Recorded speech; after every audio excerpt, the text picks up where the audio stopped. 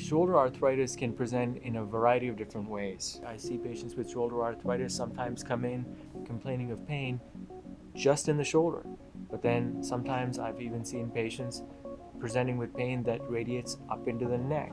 It can radiate in the back. It can radiate all the way down the arm. It can be a dull pain, an occasional sharp pain.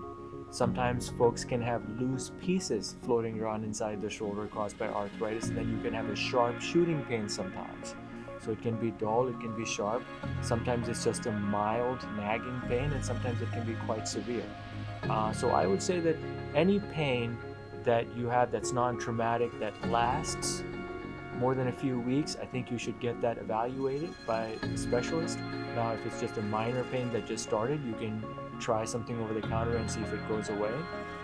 But if you have a trauma, obviously, and there's bruising and swelling, then obviously we need to see you sooner, because you could have a fracture, or you could have a tendon tear or something like that that should not be ignored.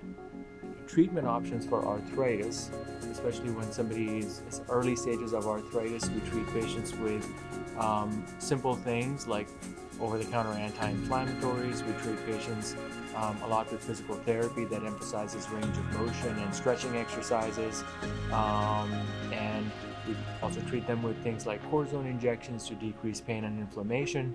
And then in the later stages of the disease, or when patients' symptoms are severe, when conservative treatment, non-surgical treatment hasn't worked, then we explore surgical treatment options with them.